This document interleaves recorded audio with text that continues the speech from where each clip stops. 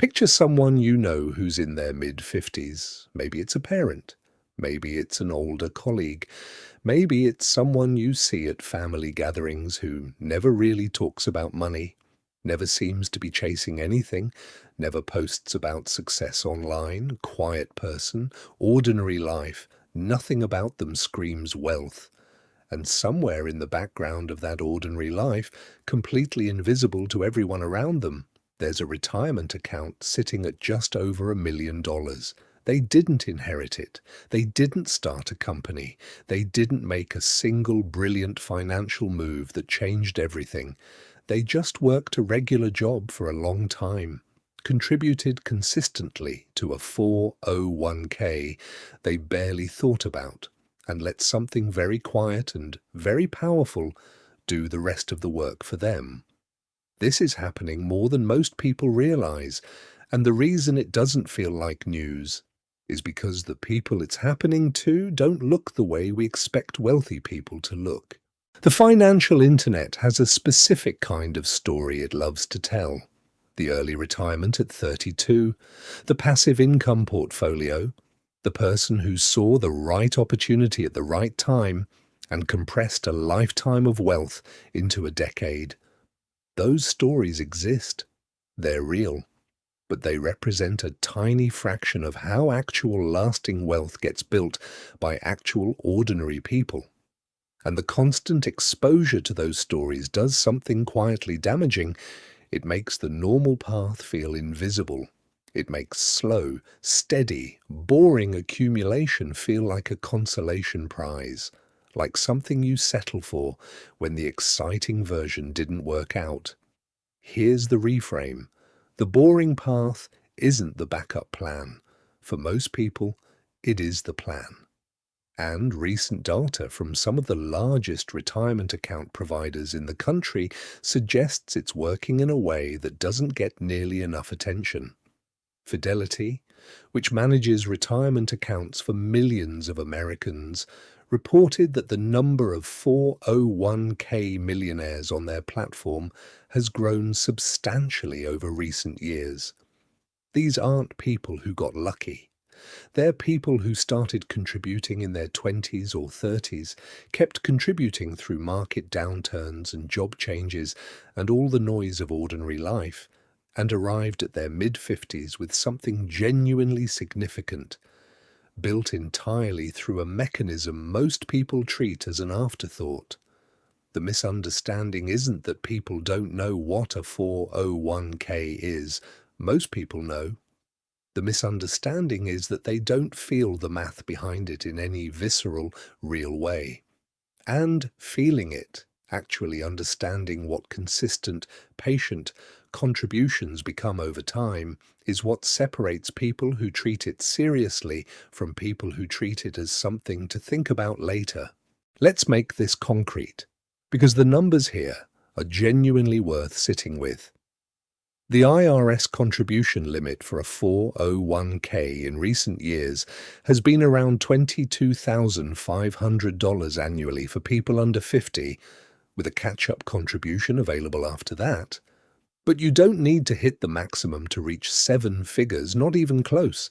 Consider someone who starts contributing around $500 a month at age 25. That's $6,000 a year. Nothing dramatic. Less than most car payments when you break it down. If their employer matches even a portion of that, and if the account grows at a historically reasonable long-term average, that person arrives at 55, with somewhere in the neighborhood of $800,000 to well over $1 million. 30 years, $500 a month. That's the math.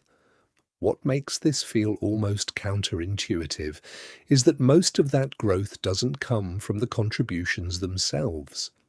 It comes from what happens to the contributions after they're made.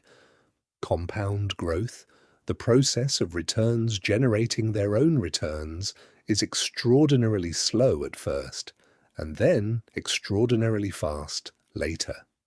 The account might feel like it's barely moving for the first 10 years. And then, somewhere around year 20, It starts doing things that feel almost impossible to explain to your earlier self. This is why the age you start matters so much. Not in a guilt-inducing way, but in a very real mathematical way. Starting at 25 versus starting at 35 isn't just a 10-year difference in contributions.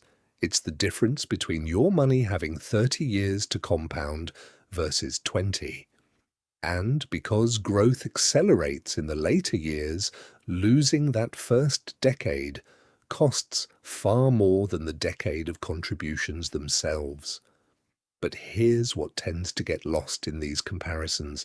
Even the person who starts at 35, who feels behind, who's heard the compound interest math and winced because they know they started late, even that person has 20 years. And 20 years of consistent contributions with employer matching and reasonable market returns is still enough to build something meaningful. Not the same as 30 years, but not nothing. Not close to nothing.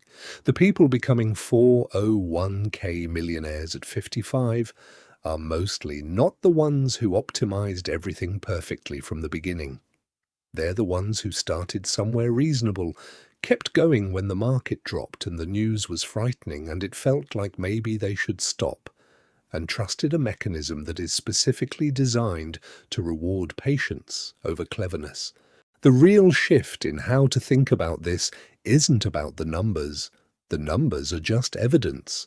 The shift is in understanding what kind of financial behavior actually produces lasting wealth for ordinary people. And it turns out that behavior looks almost nothing like what we celebrate in financial media. It's not exciting, it's not bold. It has no good story attached to it. It's just someone for decades moving a percentage of their paycheck into an account before they have a chance to spend it, and then not touching it. That's the behavior, unremarkable on any given Tuesday, quietly transformative across a career. There's a concept sometimes described as getting out of your own way financially, the idea that the biggest threat to long-term investing is the investor themselves. The impulse to pause contributions when things feel uncertain. The temptation to withdraw early because something more immediate needs the money. The anxiety during a market drop that makes staying in feel reckless, even though staying in is almost always the right call over a long timeline. The people who reach 55 with million-dollar retirement accounts didn't necessarily know more than anyone else. They just interfered less. They set the contribution, kept it running, and resisted the very human urge to do something whenever things felt uncomfortable. That's a learnable behavior, not an inherited trait, not a personality type, a practiced, deliberate habit of non-interference with something that works best when left alone. If you have access to a 401k and you're not currently contributing, or you're contributing below your employer's match threshold, that's the only place to start. Capture the full employer match first. That's an immediate return on your money that no investment can reliably beat. It is the closest thing to genuinely free money that exists in personal finance. If you're already contributing but haven't looked at the percentage recently, especially if your income has grown since you first set it up, consider whether a 1 or 2% increase is something your current budget could absorb without significantly changing your daily life. Most people who make this adjustment don't feel it in any meaningful way within a few months, but over a decade, it changes the final number substantially. And if you're in your 40s and feel the quiet dread of having started too late, set that aside, or at least examine it honestly. The math on a 20-year runway is still serious math.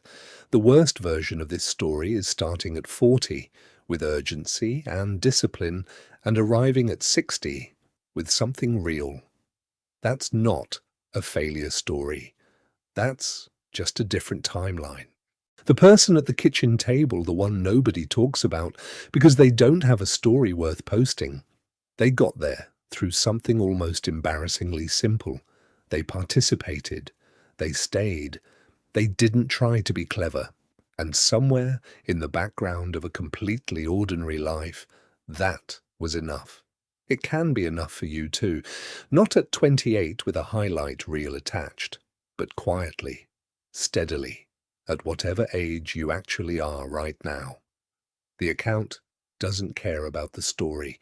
It only cares about the time. Give it the time.